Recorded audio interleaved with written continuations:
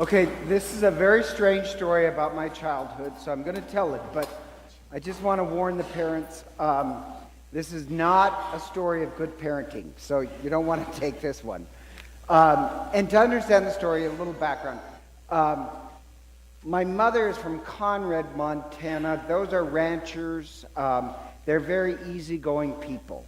My dad is from Butte, Montana. They are not easygoing. They're miners, and just if you have to know Butte. Butte is a harsh town, and there's a joke about the Buttians: no better friend, no worse enemy. And they survived the mines by sticking together. So this is kind of a bad story about Butte in a way. And no offense, Larry. Larry was our second reader. He's from Anaconda. They're just slightly more sane. But they are a harsh people. So anyhow, several years ago, my sister and I were at a wedding in Montana, and we're sharing a hotel room, and we're just having coffee in the hotel, and she asks this question. She says, when is the first time you learned about social justice? And I said, oh, I know exactly when I learned the first meaning of social justice. And she said, me too. So I said, I remember before the first day of going to elementary school. So I'm a first grader. I don't know, that's probably your age. What grade are you in? Oh, okay, younger than you. I was in first grade. My dad sets us all down on this little bench, and he says, now you're going to go to school. And if you go to school and somebody's picking on somebody in your family or one of your friends, you better stand up for them. You stand up for them, and if you don't get in that fight, when you come home, I'm going to kick your... I can't repeat the rest. But I remember that and got it. He said, now, if they start the fight, that's their problem. But if they're getting picked on, you cannot be a coward. Do not come back to this house if you're a coward. And we were like, got it. And I know that sounds strange. That was my first lesson in social justice, that you cannot be a coward. You know, it's not good enough to say I'm not a bully.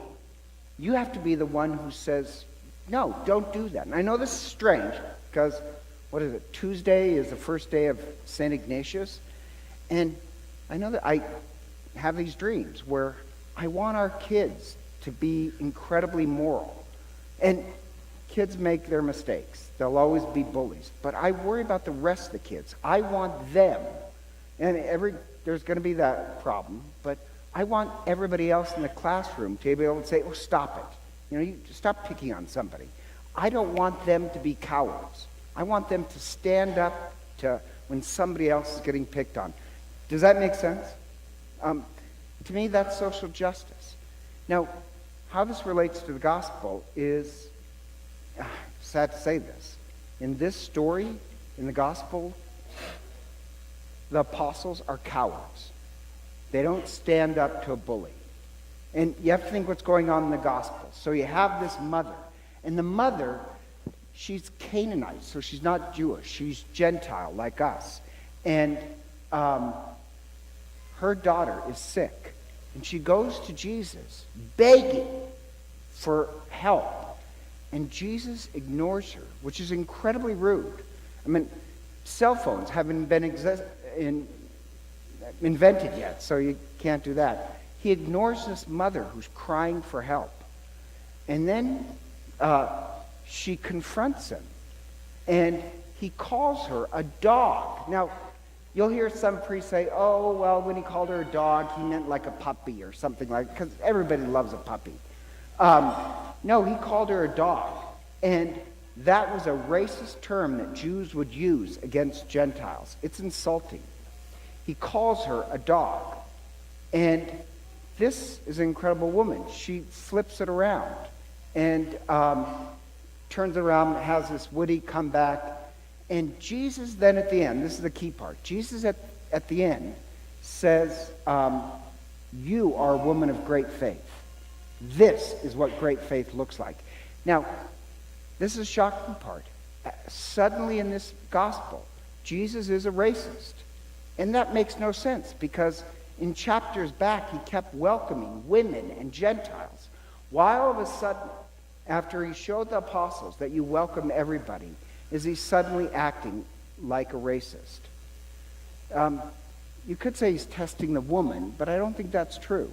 The woman is begging for mercy, begging for her child, and he calls her a dog, but with wit, she turns it around. And in one sense, we're supposed to be like that woman. We are supposed to be like that woman where our faith gives us a certain stubbornness that we won't take no for an answer. We will go back again and again and again until we get what we need. I don't know if you know any women like that. Jerry, does that come to mind on anybody? But that's an example of great faith. The saddest part is the apostles did not pass the test. I don't think Jesus is truly a racist, so don't walk away. I think that was a test for the apostles. They were the ones who were supposed to stand up and say, this woman is crying out for help her. But they join in the bullying, saying, well, ignore her, tell her to go away. They're the ones who are supposed to stand up. Jesus had already mentioned that. That's why he says, no, she's the one of great faith. The apostles, they're the ones of weak faith. They can't stand up. And the sad part is, this is a story of religious leaders who were basically indifferent to social justice. And I find that incredibly sad. That shows an immature faith. True faith is a stubbornness that you stick up for life and sanctity and other people who are suffering. And the problem is, you always have these religious leaders that basically, really, in the great fight of social justice, they've capitulated. And I'll give you an example. During the civil rights movement here in the United States, the bishops of the United States came out with a very strong statement against women wearing short-sleeve shirts. Way to get in that fight. Or, actually, on the rise of Nazism, this is not true. The bishops did come around. But when Nazism was first rising, the bishops wrote a statement that there is too much cussing at the beach. That's what you think the great moral... I know, in case you meet my mother, you tell her I'm against cussing. But you miss the great fight. Religious leaders are always doing this. That's why he praises, this is what faith looks like. The woman who won't give up. The apostles, they missed the boat. So the point of this is that we're the ones. Faith is supposed to make us fighters for justice and life. And even the first reading, it's a great first reading, where the first reading speaks about doing right and becoming this house of prayer. And if you notice the Bible, what God wants most is a family. He starts with Abraham. God wants a family. And then, if you look at the Exodus event, God chooses these people. But the chosen people, their job was to make the entire world one family of God. That's why they're called chosen. They have a mission to bring everybody into the house of God. When the temple is consecrated, if you look at the consecration ceremony, the temple was consecrated to become a house of prayer for all people. So the temple would be this religion, would be this source of justice. The prophets, they keep speaking out, like today's first reading mentions this, that the temple was supposed to be a house of prayer for all people.